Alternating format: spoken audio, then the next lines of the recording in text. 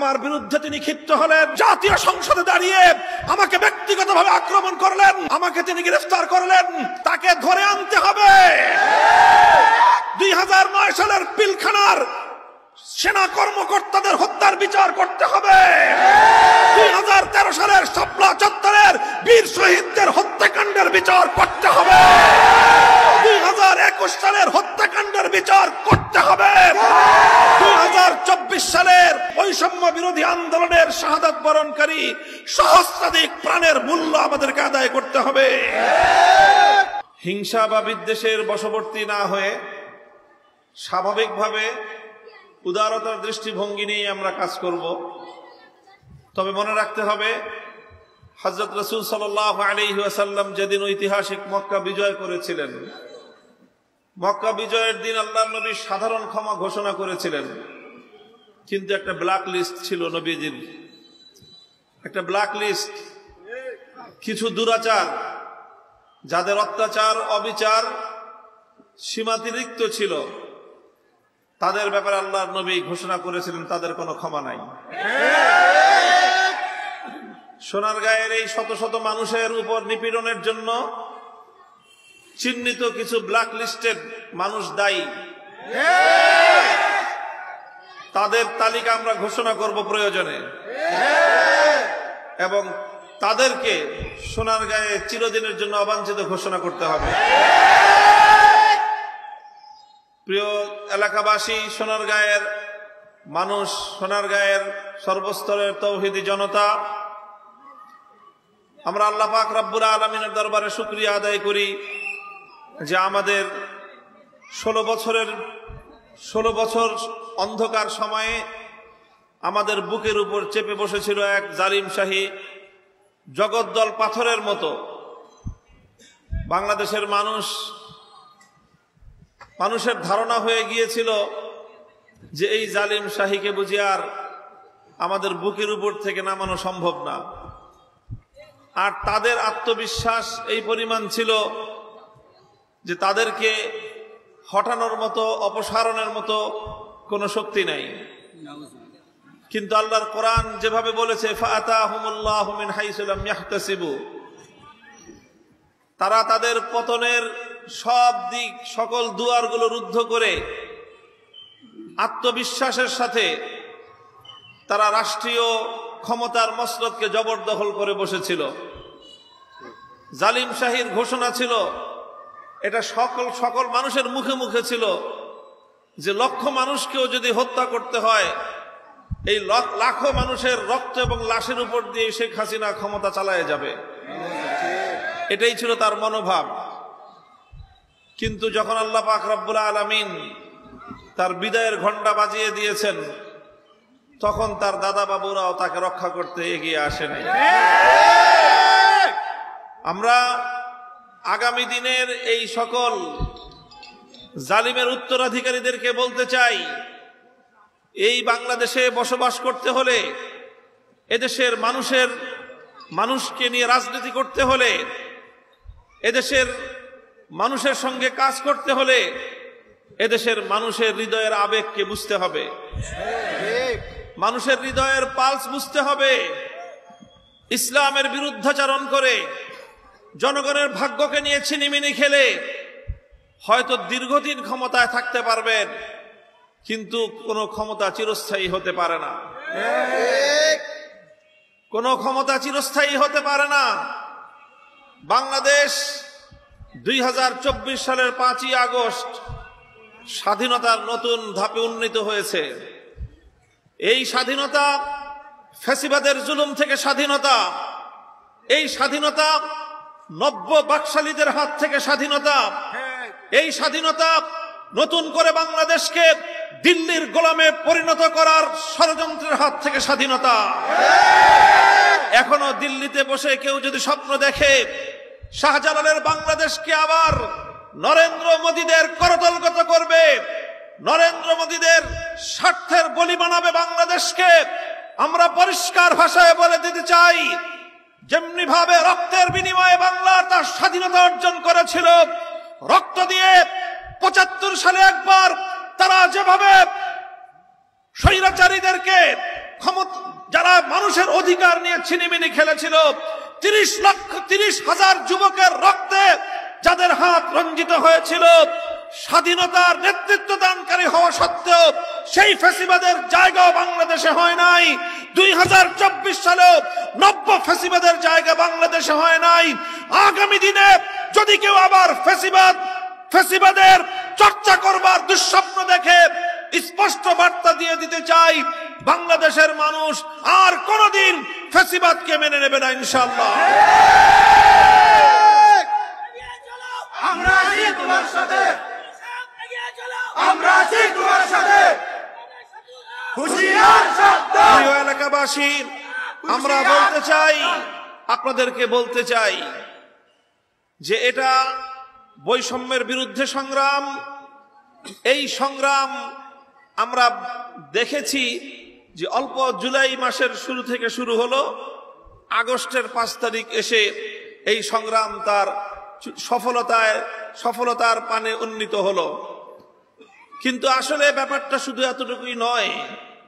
এই বৈষম্য বিরোধী সংগ্রামের বিজয়ের পিছনে রয়েছে অনেক দীর্ঘ ইতিহাস, রয়েছে অনেক মায়ের চোখের অশ্রু।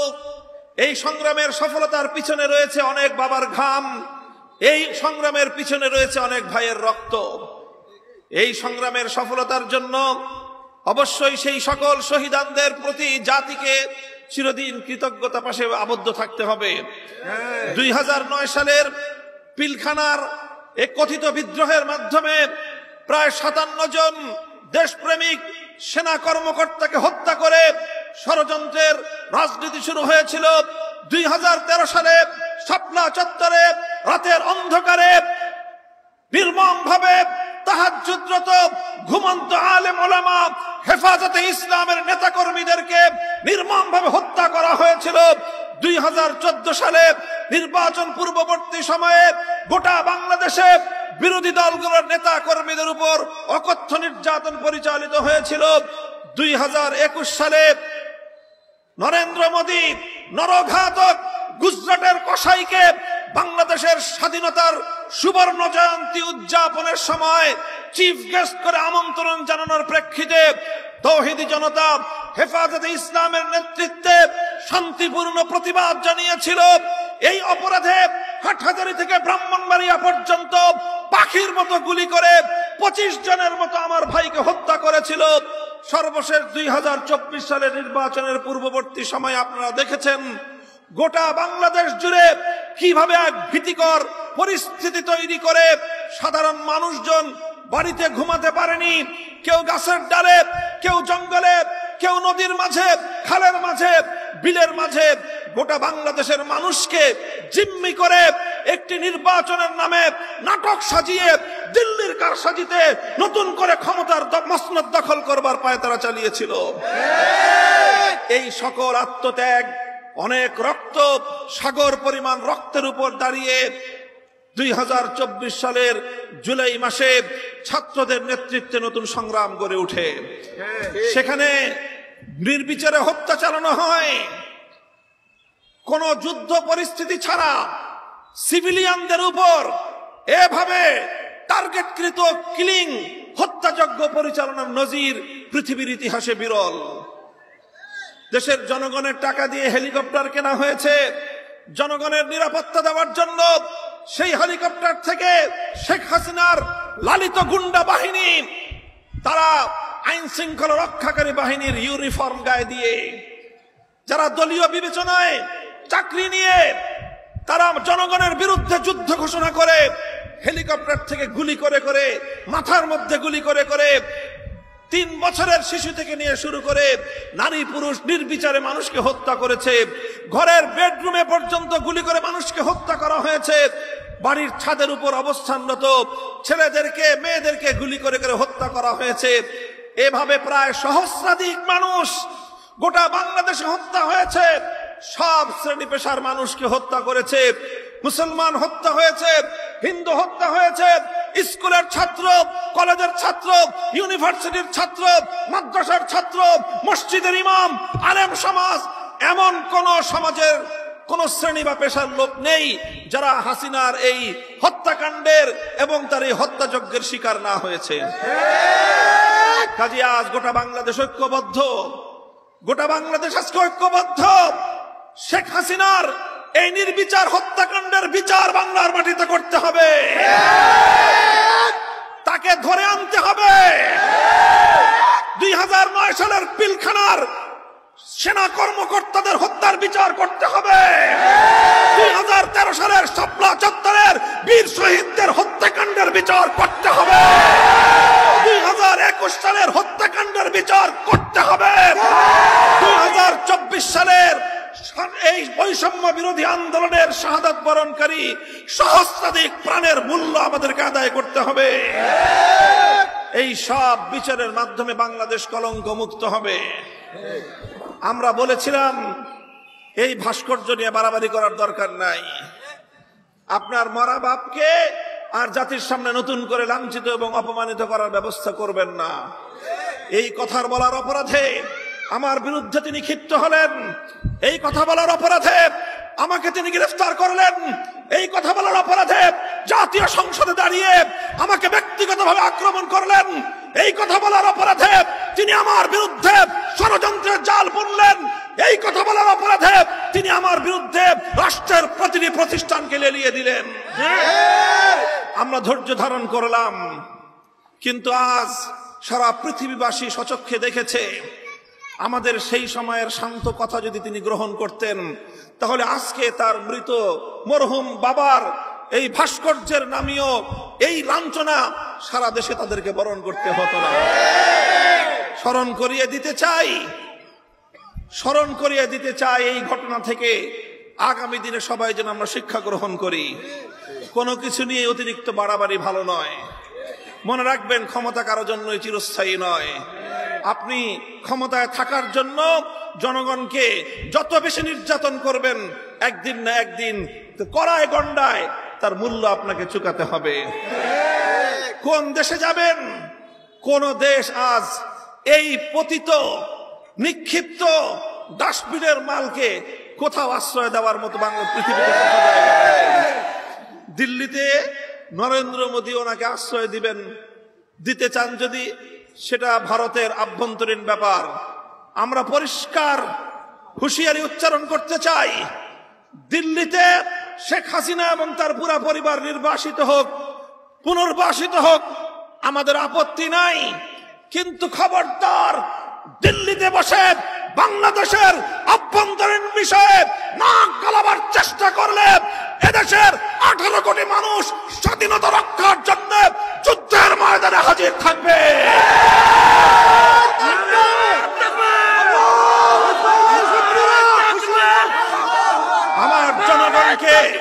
আমার জনগণকে হত্যা করে রক্ত নিয়ে ছিনিমিনি খেলবেন, অনেক সহ্য করা হয়েছে। কোন খুনিকে যদি আশ্রয় দেওয়া হয়, দিল্লির বিরুদ্ধে বাংলাদেশ সব ধরনের আইনানুগ ব্যবস্থা গ্রহণ করবে। অন্তর্বর্তীকালীন সরকারের কাছে আমরা তার স্বনির্বন্ধ অনুরোধ জানিয়ে রাখছি। সংগ্রামী সাথী ও বন্ধুগণ, আপনারা সেই সকাল 7টা থেকে এই মেঘ বৃষ্টি উপেক্ষা করে আমাদের জন্য অপেক্ষা করেছেন। আমি আপনাদেরকে এই জন্য আন্তরিকভাবে অনাকাঙ্ক্ষিত এই দেরির জন্য দুঃখ প্রকাশ করছি। আপনারা এতক্ষণ পর্যন্ত ধৈর্য ধারণ করে অপেক্ষা করেছেন, আপনাদেরকে আমি শুকরিয়া জানাই, অভিনন্দন জানাই, কৃতজ্ঞতা জ্ঞাপন করছি। আল্লাহ আপনাদেরকে উত্তম বিনিময় দান করুন। আবারও আমি এই সকল শহীদানের রুহের মাগফিরাত কামনা করে, বিশেষ করে আমাদের মরহুম শহীদ ইকবাল সাহেব রহমতুল্লাহ আলাইহির রুহের মাগফিরাত কামনা করে আপনাদের সকলকে আগামী দিনের সংগ্রামের শুভেচ্ছা জানিয়ে, সংগ্রামে আহ্বান জানিয়ে, বাংলাদেশ খেলাফত মজলিসের পতাকা তলে আপনারা সামিল হয়ে আগামী দিনে খেলাফত প্রতিষ্ঠার সংগ্রামকে সামনের দিকে অগ্রসর করে নিয়ে যাবেন। আর হেফাজতে ইসলামের সঙ্গে আপনারা দলমত নির্বিশেষে অতীতের মতো আগামী দিনেও ঐক্যবদ্ধ থাকবেন ইনশাআল্লাহ, এই আশাবাদ আমি ব্যক্ত করি। রাজি আছেন তো? আল্লাহ পাক রব্বুল আলামিন তৌফিক দান করুন। হেফাজতে ইসলাম ছিল, হেফাজতে ইসলাম আছে, হেফাজতে ইসলাম থাকবে। যারা ইসলামের উপর আঘাত করতে চায় তাদের স্থান ইনশাআল্লাহ বাংলাদেশের মাটিতে হবে না। নাসরুম মিনাল্লাহি ওয়া ফাতহুন করিব। আসসালামু আলাইকুম ওয়া রাহমাতুল্লাহ।